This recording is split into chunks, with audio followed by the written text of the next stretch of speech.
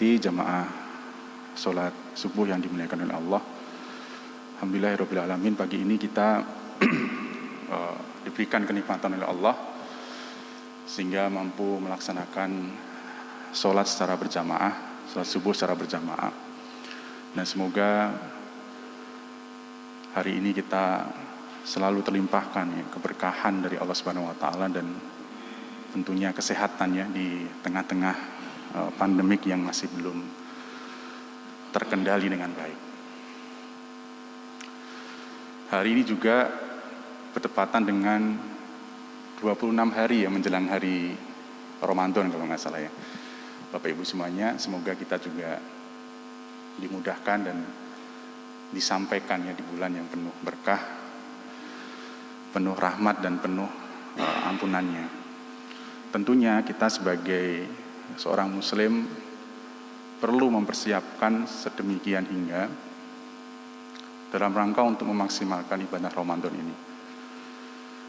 Baik persiapan secara ruhiyah ya, bagaimana kemudian kita terus berupaya untuk mendekatkan diri kita kepada Allah Subhanahu wa taala.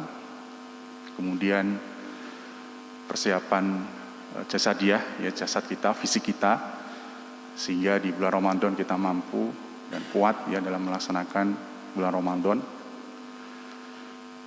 Kemudian persiapan fikriyah kita ya, pemahaman kita ya tentang ibadah Ramadan sehingga kita bisa maksimal. Termasuk di dalamnya adalah ibadah menunaikan zakat.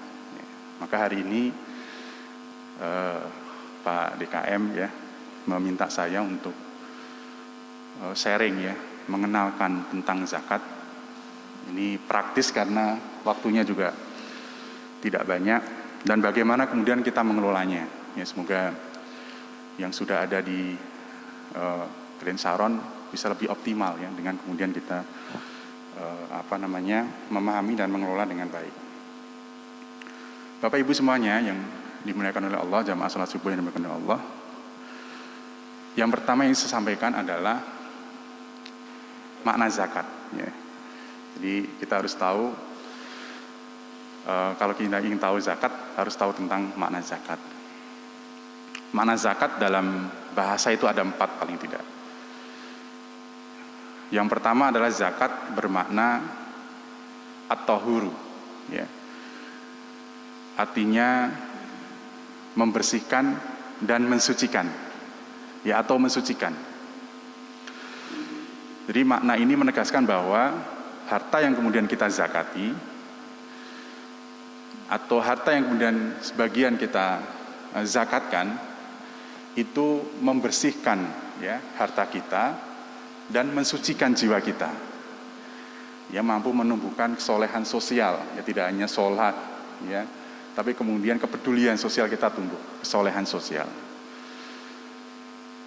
Dalam surat At-Taubah ya 103 Bapak Ibu semuanya menegaskan ya, khudh min amwalihim shadaqatan tutahhiruhum wa tuzakkihim.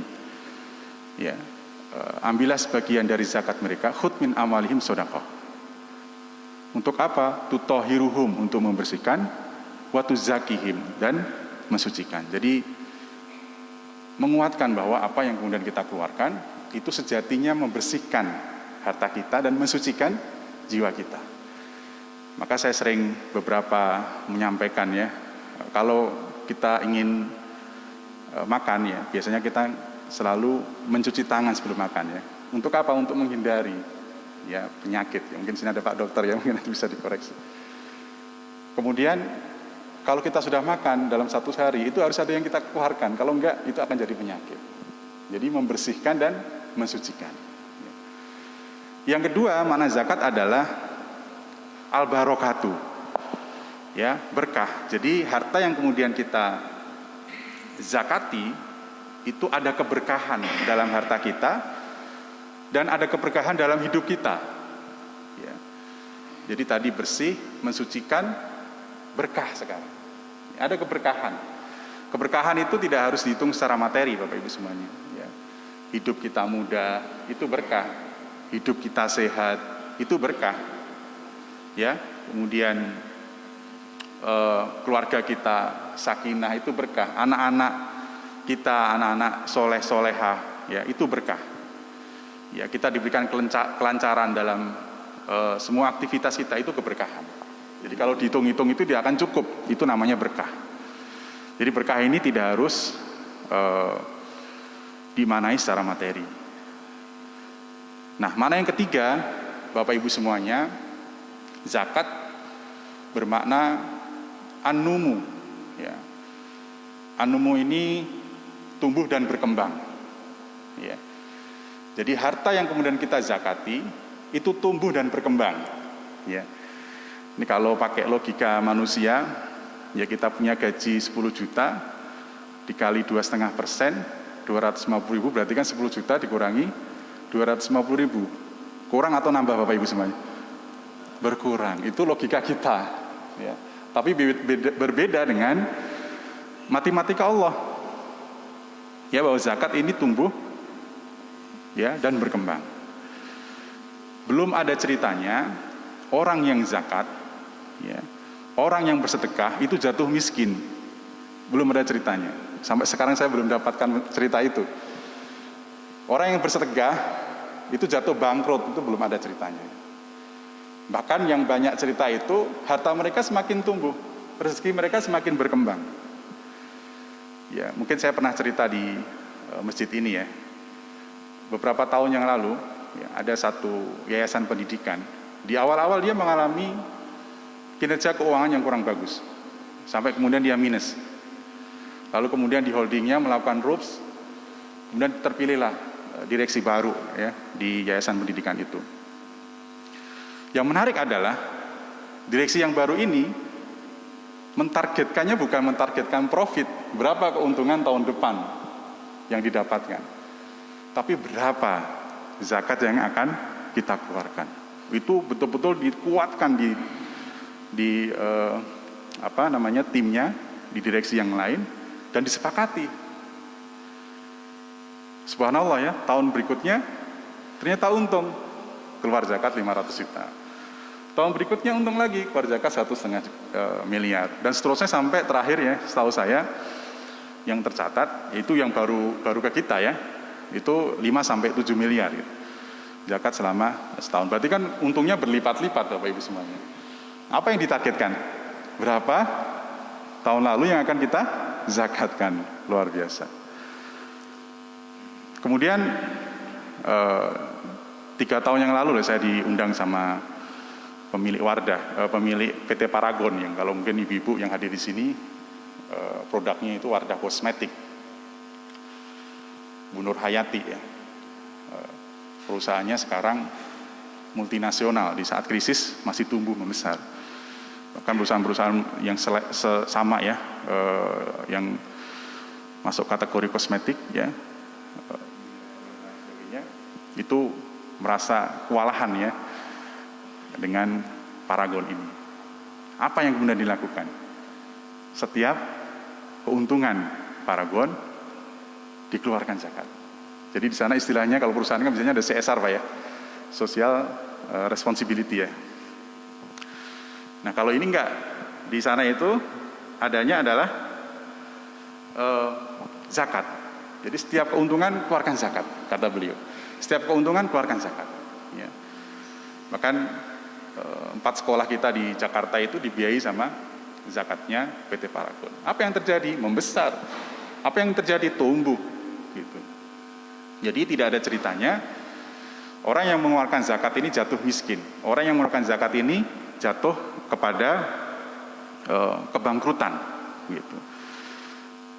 Nanti bisa dibuka di surat 276 ya, Al-Baqarah, surat 2 ayat 276. Allah memusnahkan riba dan Allah menyuburkan sedekah. Ya. Udah ada jaminan dari Allah, Bapak Ibu semuanya. Jadi jangan khawatir harta kita ini berkurang kalau kita mengeluarkan zakat. Justru tumbuh dan berkembang. Yang keempat, makna zakat ini adalah as-solahu. As-solahu ini beres atau keberesan. Jadi orang yang mengeluarkan zakat sejatinya melindungi dirinya. Dari apa? Dari musibah.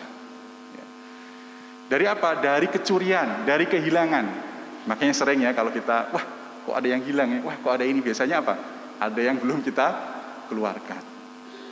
Jadi hati-hati Bapak Ibu semuanya, kalau masalah kita berat ya, masalah kita tidak lancar ya, kita sering kehilangan ya, berarti ada yang belum kita keluarkan dari sebagian hak orang lain. Ya, maka kemudian segera kita keluarkan ya. Jadi as-solahu, ya beres atau keberesan. Itu secara makna. Bagaimana secara istilah, Bapak Ibu semuanya? Secara istilah, harta yang wajib dikeluarkan dengan syarat dan ketentuan tertentu.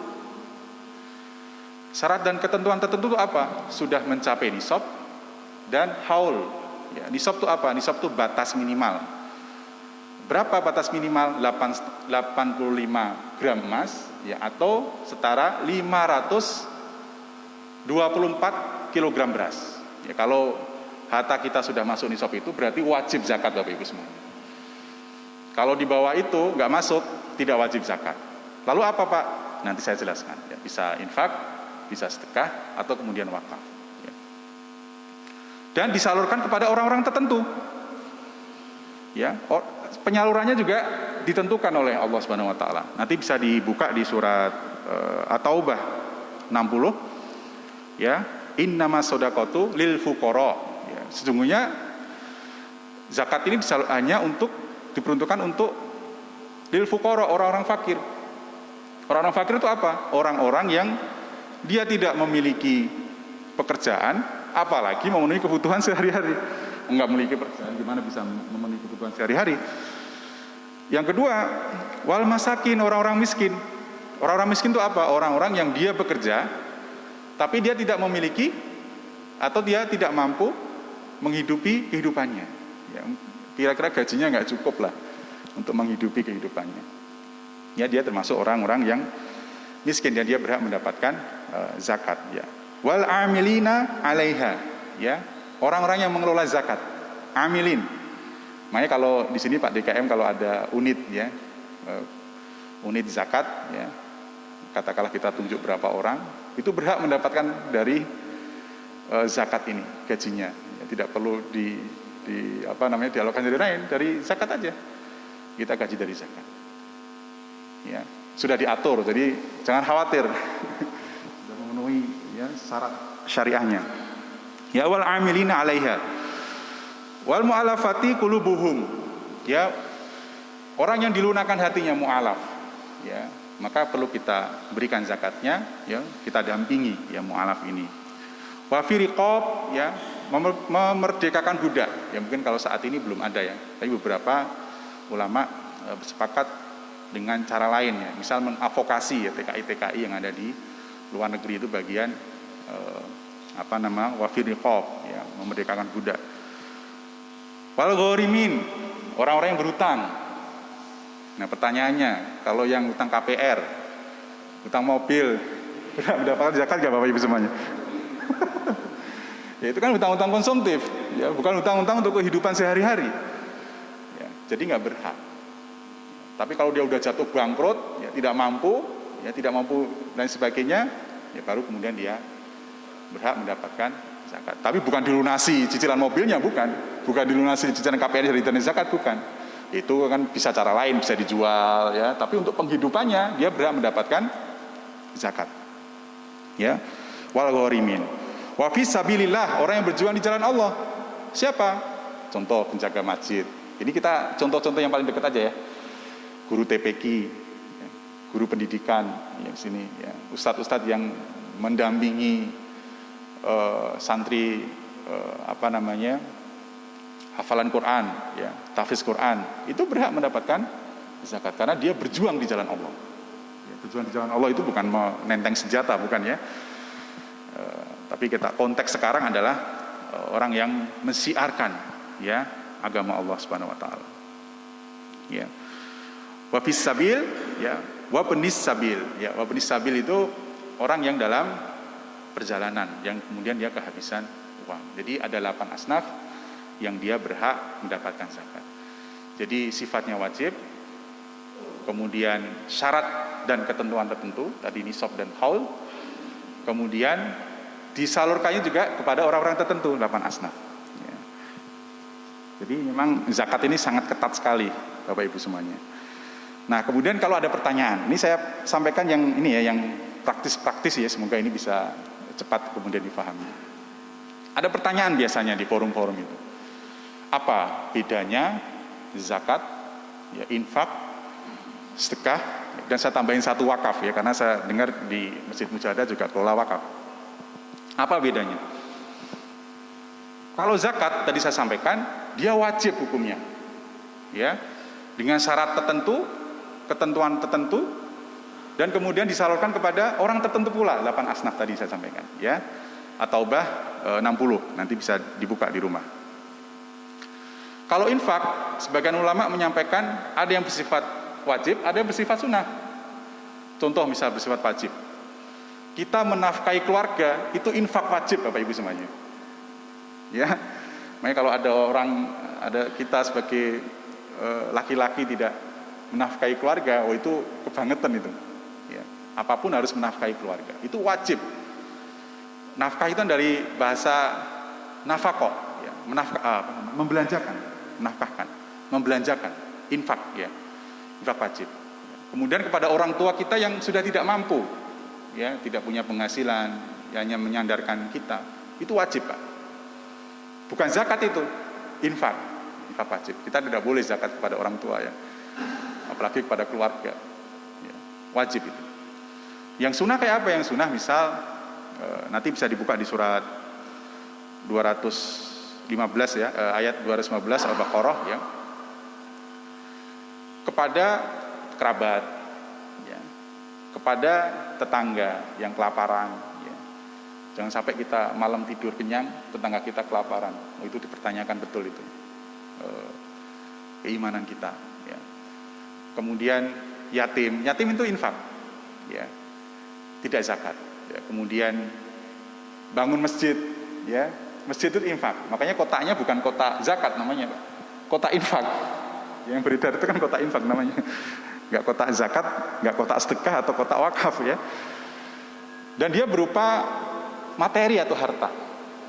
Ya, itu infak, ya. Nanti bisa dibuka di Al-Baqarah 15 ya.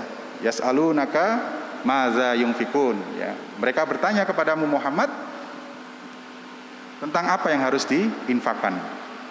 Kul ma anfaqtum min khair falil walidaini, ya. Harta apa saja yang kamu infakkan hendaknya diperuntukkan kepada orang tua. Jadi orang tua itu ada yang sifatnya wajib dan sifatnya sunnah. Yang sunnah itu orang tua kita yang masih mampu, masih produktif, ya. Falil walidaini wal aqrabin, ya, kepada kerabat kita, wal yatama kepada anak yatim, wal masakin kepada orang-orang miskin, wa benis sabil orang dalam perjalanan, ya. Kemudian dilanjutkan wa ma taf'alu min khairin fa innallaha bihi alim. Dan kebaikan apa saja yang kamu kerjakan itu adalah infak, ya. Kemudian apa sedekah? Ya. Sedekah ini maknanya lebih luas. Bahkan dalam fikih, ya, kullu ma'rufin shadaqah. Setiap perbuatan baik itu adalah sedekah, ya. Dan bersifat materi dan non materi. Ya. Maka misal kita tidak punya duit, ya, Masjid Mujahadah sedang renovasi, kita sedekahnya apa? Kalau tidak punya duit, ide dan gagasan. Pak, ini harus begini, ini begini, ini begini, itu sedekah. Kalau lagi aduk-aduk pasir, kita ikut aduk-aduk pasir, itu sedekah. Ya, bahkan senyuman kita, senyuman yang baik ya terhadap saudara kita itu sedekah. Maka maknanya lebih luas lagi daripada zakat, infak dan sedekah. Ya, tapi jangan sedekah senyum terus Bapak Ibu semuanya. Ya, kita harus tetap sisihkan, ya. Nanti kalau senyum terus, masjidnya nggak akan jadi direnovasi nanti, kan. Nah, bagaimana dengan wakaf Bapak Ibu semuanya? Wakaf ini unik, ya, dibanding dengan zakat, infak, sedekah. Wakaf ini nilainya tidak boleh berubah. Ya, pokoknya harus tetap, tidak boleh berubah. dan sifatnya sustainable, ya, berkelanjutan dan berorientasi jangka panjang. Ada kisah yang sangat masyhur ya, yang diriwayatkan oleh Ibnu Umar radhiyallahu an, ya. Suatu saat Umar bin Khattab, ya, sahabat Rasulullah, mendapatkan tanah di Khaybar. Ya. Kemudian Umar bin Khattab ini menghadap Rasulullah untuk meminta masukan ceritanya. Ini tanah ini mau diapakan gitu? Ya perkebunan ya, tanah yang sekarang jadi perkebunan. Kemudian Rasulullah bersabda, ini menarik, ini tentang wakaf ya. Saya bacakan aja nih. Rasulullah bersabda, jika kamu berkenan, ya tahanlah pokoknya. Jadi tanahnya ditahan, pokoknya ditahan, nilainya ditahan, tidak boleh berubah. Itu wakaf. Dan sedekahkan hasilnya. Ya Bapak Ibu semuanya, tahan pokoknya, sedekahkan hasilnya. Ya. Maka saya sering sampaikan di forum-forum itu, masa depan filantropi itu wakaf. Ya. Umar bin Abdul Aziz itu mampu mengelola negara dengan baik, ya, tidak ada orang miskin itu, elaborasi antara zakat, infak, sedekah dan wakaf. Sampai tidak ditemukan orang miskin, sampai utusannya ke Ethiopia untuk mencari orang miskin, tidak ditemukan juga. Sampai mengumumkan ke pasar-pasar, ya, mana pemuda-pemuda yang belum nikah, saya akan nikahkan dengan Baitul Mal, tidak ditemukan juga. Kalau sekarang mungkin berebut lah ya, nikah massal ya. Bahkan yang muda, yang tua-tua juga pengen nikah lagi kan. Nah, kata Rasulullah, tahan pokoknya dan sedekahkan hasilnya. Ya. Kemudian dilanjutkan, tidak dijual, ya, tidak dihibahkan, ya, dan tidak diwariskan. Ya, ini wakaf. Makanya ini luar biasa ya. Dan kemudian Ibnu Umar menyampaikan kembali, Umar bin Khattab, ya, menyedekahkannya kepada orang-orang fakir, orang-orang miskin. Hasilnya makuf alaihnya untuk orang fakir, miskin, untuk dakwah, untuk perjuangan Rasulullah dan sebagainya. Ya bahkan manfaatnya, ya, untuk tamu Allah yang ada di sana. Ya, kalau kita umroh, ya, haji, ya, salah satu fasilitasnya itu dari mana? Dari hasil, ya, wakafnya Abu Bakar As-Siddiq, Umar bin Khattab. Ya. Untuk apa? Untuk buat hotel, ya. Kita nginep di hotel dari hasil wakaf Bapak Ibu semuanya. Ya. Untuk operasional Madinah, untuk operasional Masjidil Haram, ya. Untuk membantu orang miskin. Makanya orang Arab ini secara kesejahteraan itu paling tinggi. Ya. Kemarin di pandemik, ya, terakhir dicek itu paling keren penanganannya terkait dengan jaminan sosialnya. Ya. Karena apa? Karena big up-nya luar biasa. Sekarang dikelola oleh negara, ya, wakaf para sahabat. Ini menarik. Ya. Kalau di Indonesia, mindset-nya masih 3M, bukan pakai masker, bukan Pak. Masjid, madrasah dan makam. Bukan salah, ya. Tapi menurut saya perlu dirubah karena negara-negara ini sudah berubah cara kelolaannya.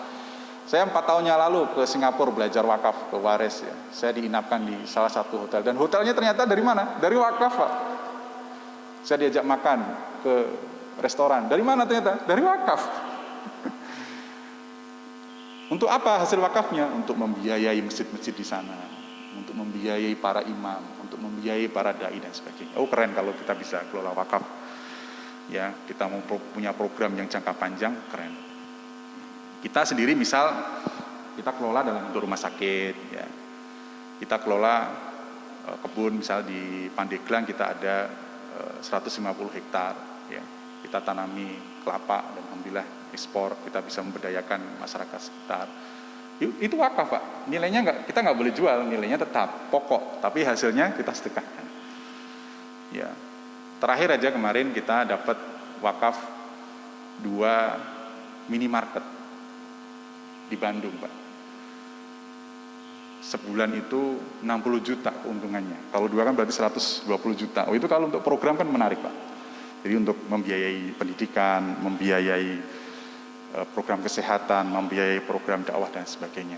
Minimarketnya boleh dijual nggak? Nggak boleh, kan ditahan pokoknya. Itu wakaf. Jadi itu kira-kira Bapak Ibu semuanya perbedaan antara zakat, infak, sedekah dan wakaf. Kemudian apa dalilnya kewajiban zakat? Bapak Ibu semuanya, kalau Bapak Ibu baca ya atau buka di dalam Al-Qur'an, Allah itu mensandingkan ya, zakat, sholat dan zakat itu sebanyak 27 kali. Itu artinya penting ya, karena sudah disejajarkan dengan sholat. Maka zakat sifatnya wajib. Ya. Misal di surat 2 Al-Baqarah ya, ayat 43, wa aqimus shalah ya, wa atuz zakah ya. Tegakkanlah sholat, tunaikanlah zakat ya. Jadi sepenting itu kemudian disejajarkan dalam Al-Qur'an sampai 27 kali. Kemudian dalam hadis riwayat Bukhari ya nomor 8 dan Muslim nomor 16 misal, Bapak Ibu semuanya, zakat ini masuk kepada rukun Islam. An Abni Umar radhiyallahu an, qala Rasulullah sallallahu alaihi wasallam, bunayal Islam ya ala khamsin ya.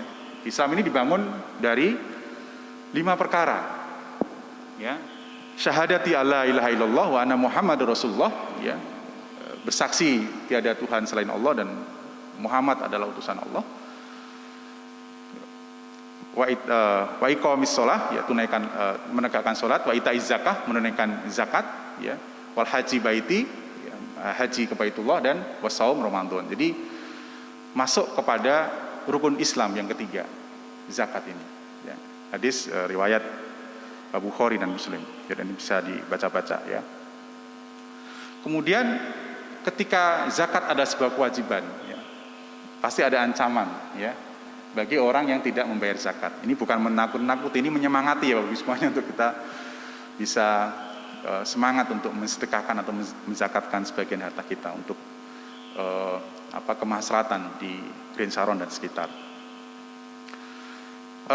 Karena sudah disejajarkan ya, karena ini merupakan ajaran Islam ya, maka ketika kita meninggalkan zakat, hukumnya adalah berdosa. Bahkan beberapa ulama sangat keras, keluar dari Islam. Luar biasa.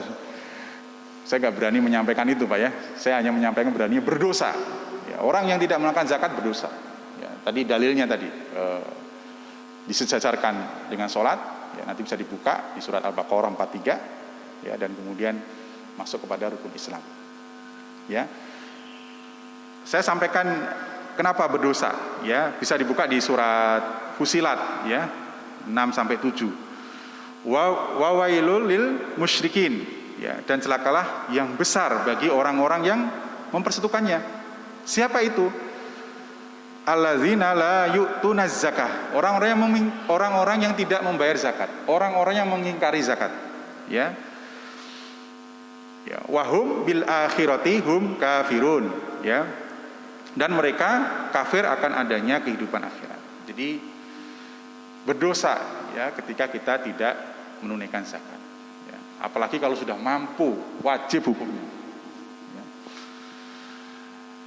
Sampai kemudian Abu Bakar As-Siddiq ya saat itu memerangi orang-orang atau kaum yang mengingkari zakat, bahkan sampai dikasih masukan ya oleh sahabat lain termasuk Umar ya saat itu, pakailah cara yang lain wahai Abu Bakar ya, siapa tahu dia tersentuh hatinya.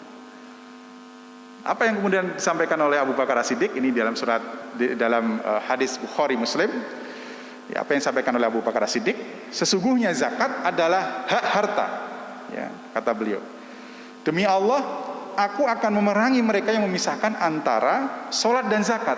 Keras sekali sampai diperangi. Nah, kalau sekarang kan nggak mungkin ya Pak DKM kita perangi nanti jadi ramai nanti Green Saron ya. Nah kita nanti cari pendekatan yang baik ya, cari pendekatan yang baik sehingga mereka tersentuh hatinya. Nah, apa syarat harta yang dizakati ya, supaya kita tahu harta kita ini masuk nggak syarat untuk dizakati? Yang pertama adalah halal. Tidak hanya halal tapi kemudian juga thayyib ya, dia halal dan bersih, bersumber dari harta yang bersih, tidak dari tindak kejahatan lainnya. Maka di kita biasanya ada disclaimer ya, tidak menerima donasi dari tindak kejahatan pencucian uang, kejahatan korupsi, dan tindak kejahatan lainnya seperti terorisme dan lain sebagainya. Ya, itu kita kasih disclaimer, kalau enggak berbahaya. Sampai kemudian kalau ada donasi yang tidak mencantumkan nama, itu kita cek Pak, supaya kita betul-betul aman, termasuk akadnya. Ya, tahun lalu di Ramadan ada zakat besar sekali, 40 miliar masuk, kita kaget. Dari mana ini kita cek? Oh ternyata dari salah satu bank syariah. Oh berarti ini halal ya, thayyib, karena dari bank syariah. Kita harus cek satu-satu. Berapapun donasinya kita harus cek. Ya, untuk memastikan sumbernya dan untuk memastikan akadnya kita mau salurkan kemana. Yang ketiga, milik penuh Bapak Ibu semuanya. Jadi harta yang kemudian kita zakati ini milik kita penuh.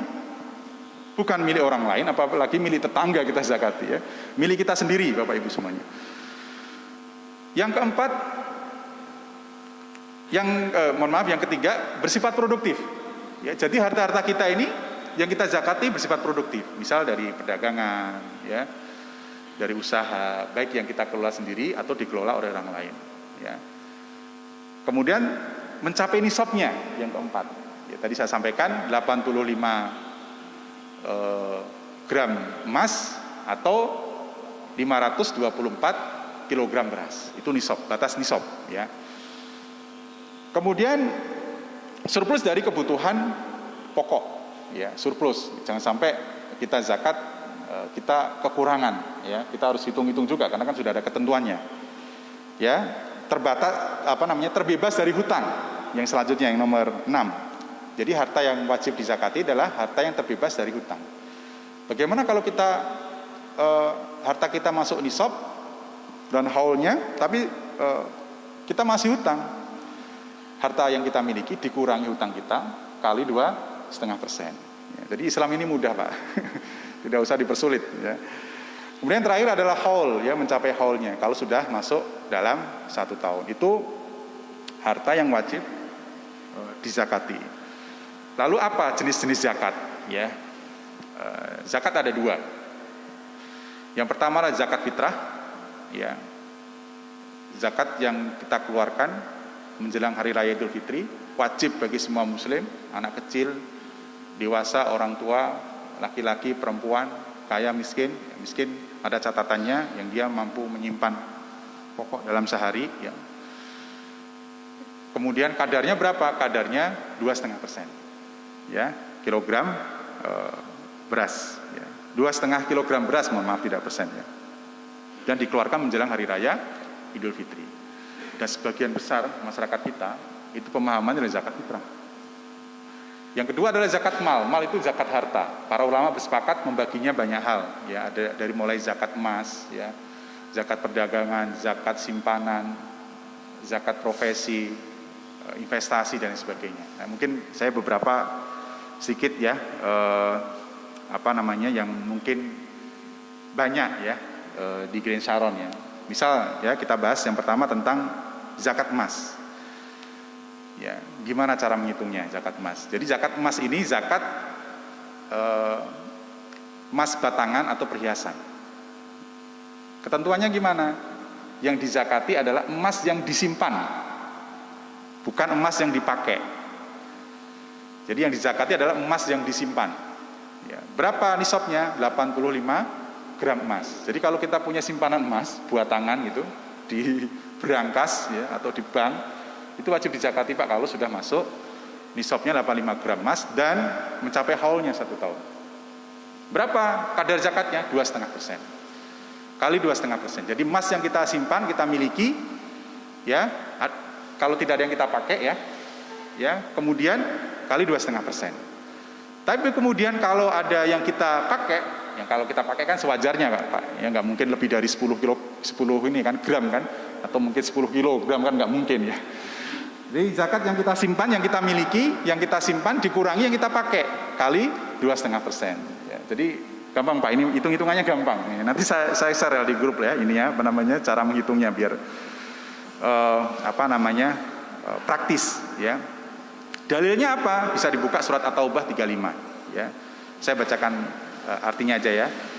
Ingatlah pada hari ketika emas dan perak dipanaskan dalam neraka jahanam, lalu dengan itu disetrika dahi, lambung, punggung mereka seraya dikatakan kepada mereka, inilah harta bendamu yang kamu simpan untuk dirimu sendiri, maka rasakanlah akibatnya dari apa yang kamu simpan. Jadi maka wajib kemudian kita keluarkan ya zakat emas ini. Kemudian yang kedua ya zakat simpanan. Ya ini simpanan itu simpanan uang ya, bukan simpanan yang lainnya, Bapak Ibu semuanya. Jadi bisa berbentuk tabungan, bisa berbentuk deposito. Ya. Tabungan sama ya, ketentuannya nisabnya 85 gram emas ya. Kemudian sudah mencapai haulnya, kadar zakatnya 2,5%. Cara menghitungnya tabungan atau saldo akhir ya yang kita miliki dikurangi bagi hasil atau bunga kali 2,5%. Ya, coba dicek tabungannya Bapak Ibu semuanya. Kalau dalam 1 tahun sudah masuk nisabnya itu 85 gram emas. Sekarang harga emas itu 900 ya, atau mungkin pernah 1 juta ya, 900. Kenapa pakai emas? MUI pakai emas karena emas ini yang paling stabil katanya di dunia, sama gitu. Kurang lebih 76 juta ya, 76 sekian juta. Ya, kalau tabungan kita ya dalam tahun terakhir ya, biasanya diambil tahun Hijriah. Ya, itu 76 sekian juta, berarti simpanan Bapak Ibu semuanya wajib dizakati. Begitu pula dengan deposito, sama hitungannya. Saldo akhir dikurangi bagi hasil dan bunga kali 2,5%. Yaitu yang kemudian kita keluarkan zakat simpanan. Kemudian zakat perdagangan. Di Green Saron juga banyak pedagang ya, pedagang-pedagang besar ya. Jadi sama ya, ketentuannya nisabnya sama 85 gram emas, mencapai haul ya. Kemudian besaran zakatnya 2,5%. Ya, kalau pedagang ini lebih unik lagi ya, dan ini berlaku untuk personal ya, pedagang yang sifatnya individu. Kemudian legalnya koperasi, CV maupun PT ya. Ini wajib kemudian dizakati. Cara menghitungnya modal yang diputar tambah keuntungan ya, tambah piutang yang dapat dicairkan. Piutang yang dapat dicairkan itu kita sudah ngirim barang tapi belum dibayar, ya, tapi akan dibayar bulan berikutnya. Nah, itu ditambahkan. Dikurangi dengan hutang atau kerugian ya, baru kemudian dikali 2,5%. Coba nanti di rumah, coba dihitung-hitung ya Bapak Ibu yang punya dagangan besar, coba dicek ya apakah sudah masuk nisabnya, apakah sudah masuk haulnya, ya itu berarti wajib zakat. Kemudian investasi, ya saya yakin di sini banyak nih investasinya ya.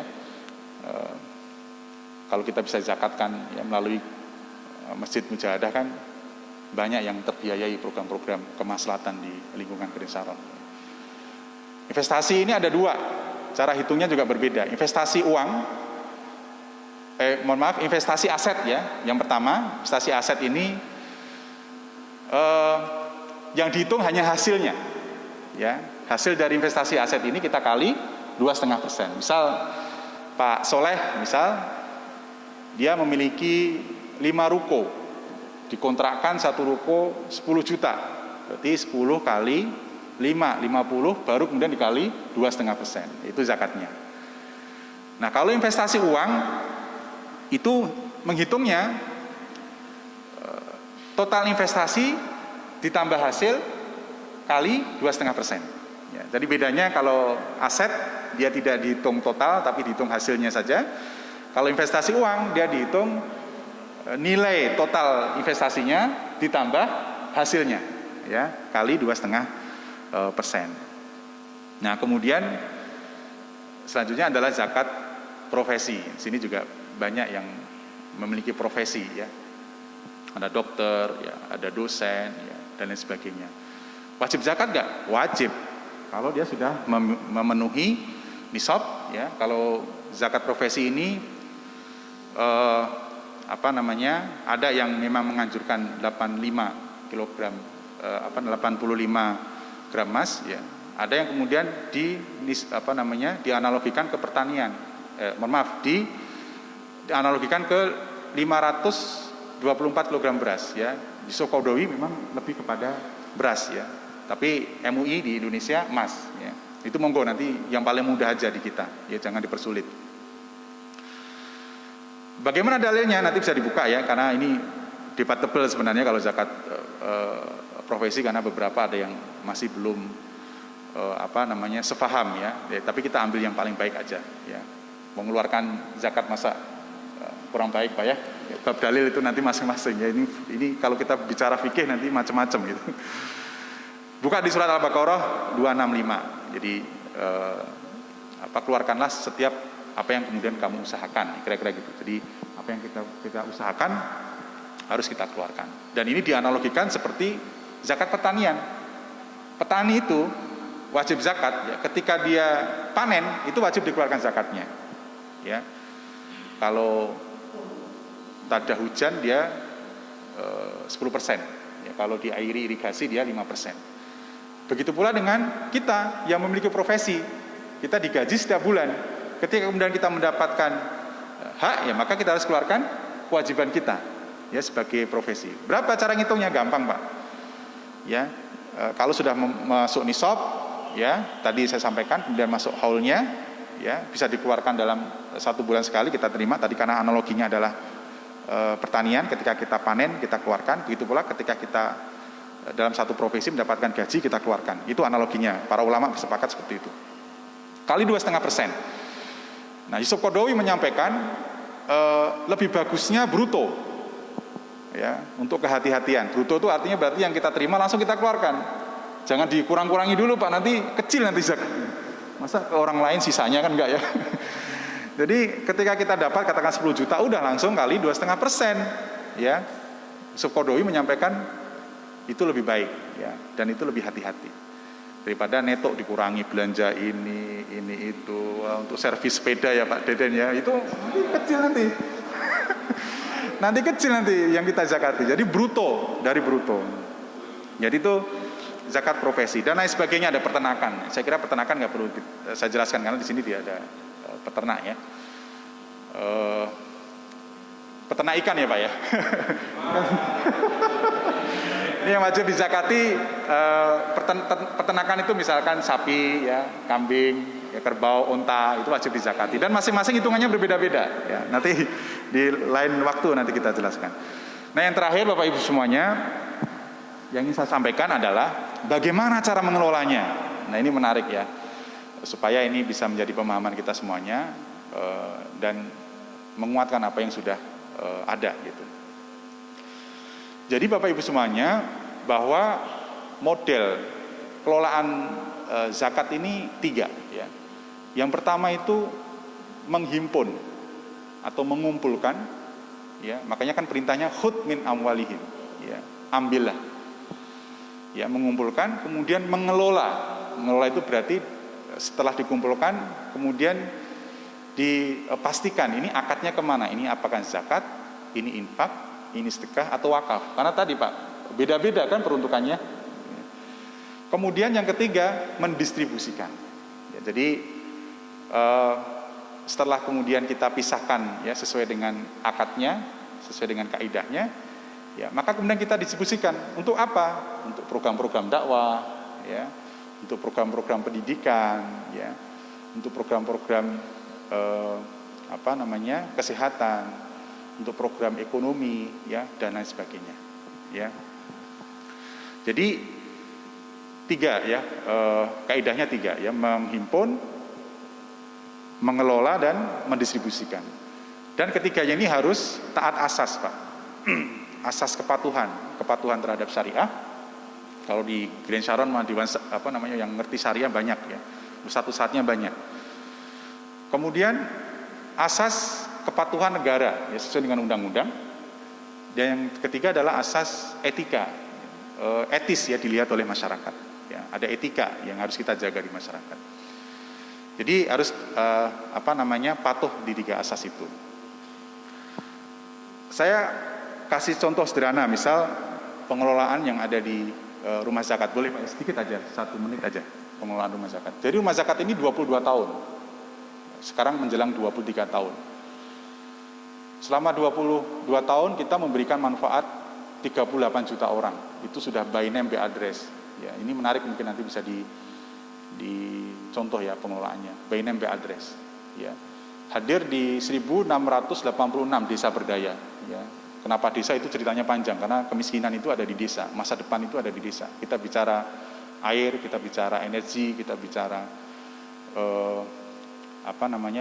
makan, pangan itu ada di desa. Ya. Semua ada di desa. Kalau kita selesaikan masalah desa, 40% masalah negara itu selesai. Ya. Makanya dulu orang-orang, dulu kan ada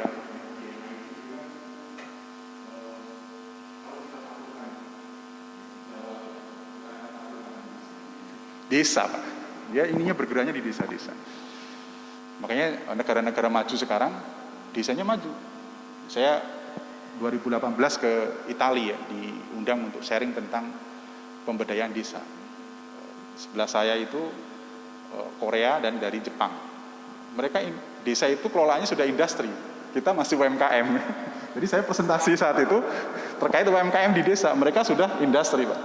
Jadi spare motor, spare mobil itu produk desa Cina dan produk desa Korea gitu ya. Kita masih bikin cireng gitu. UMKM. Jadi jauh sekali, tapi mereka maju. Keren gitu. Nah, tapi saya lihat negara saat ini serius ya mengelola desa. Makanya ada Kementerian Desa. Dulu kan nggak ada, Pak. Sekarang ada kementerian. Dan anggarannya, Pak, tahu 75 triliun. Ini anggaran nomor 2 atau nomor 3 terbesar. Ya. Jadi memang serius ya. Makanya di desa-desa sekarang luar biasa. Makanya kita senang nih di desa itu. Bahkan diprediksi 5 tahun ke depan itu yang saat ini orang-orang berbondong-bondong ke kota, nanti suatu saat, Pak, kata Prof. Renal Kasali, ya, itu orang akan berbondong-bondong dari kota ke desa. Kotanya udah sumpek, Pak. Udah nggak ada tempat pekerjaan yang layak. Sementara di desa potensinya luar biasa. Ya. Kemudian kita memiliki 19 sekolah, ya, di 19 kota, kemudian 9 hospital dan klinik. Ya. Kita sudah ISO, kita sudah diaudit secara auditor KAP ya. Kita ada di 30 negara, kita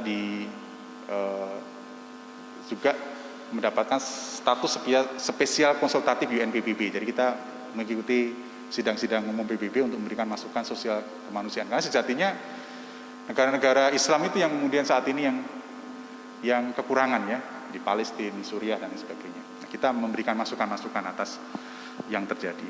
Nah, bagaimana dengan Green Sharon, Bapak Ibu semuanya? Bagaimana dengan mujahadah? Ya, saya paling tidak ini praktis saja. Yang pertama, bentuk amil, bentuk unit. Ya, kalau belum ada, bentuk unit. Kalau sudah ada, kita kuatkan.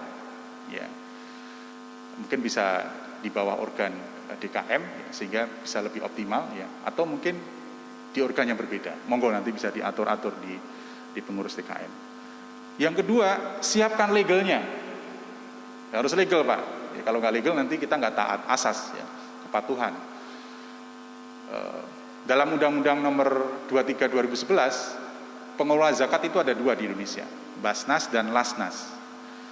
Ya, maka paling cepat kita untuk mendapatkan legal bermitra dengan Basnas atau Lasnas, bisa menjadi UPZ atau menjadi mitra pengumpul zakat lembaga amil zakat. Ya, salah satunya mungkin Al-Islam ya, Pak Dokter ya. Al-Islam itu bermitra dengan salah satu Lasnas. Terus kumpulan dananya gimana? Dikembalikan untuk pasien-pasien yang tidak mampu di Al-Islam. Itu berjalan sampai sekarang ya, di Al-Islam itu. Kemudian nanti sambil jalan aja Bapak Ibu semuanya. Kalau belum ada kita bentuk legalnya nanti sambil jalan. Yang ketiga, tetapkan orangnya. Ya, tetapkan amilinnya. Ya. Ini memang yang kelola harus all out ya. Harus full time, ya, jangan part time ya, jangan paruh waktu ya. Kalau ngurusin umat paruh waktu gimana Pak? Harus part time. Gimana gajinya? Kan ada sebagian tadi saya sampaikan 8 asnaf untuk bisa menggaji pengelola zakat. Ya, paling tidak 3, ya, 3 orang. Yang pertama bagian penghimpunan, ya, dia yang kemudian menghimpun ya dana-dana zakat. Kemudian bagian pengelola dia yang kemudian nanti memisahkan ini akadnya ini, akadnya ini, akadnya ini, ya. Kemudian terakhir dia yang mendiskusikan ini untuk program ini untuk program ini untuk program ini dan sebagainya. Ya, paling tidak itu. Kalau masih terbatas, ya 2 orang atau 1 orang dulu nggak apa-apa. Nanti sambil jalan kan pengurus DKM kan banyak, nanti bisa didampingi dan lain sebagainya. Nah, bagaimana memulainya, Bapak Ibu semuanya? Ya kita harus punya goals ya. Ini kita harus punya goals, kita harus punya target ya. Ke depan mau seperti apa nih unit zakat ini ya. Yang kedua,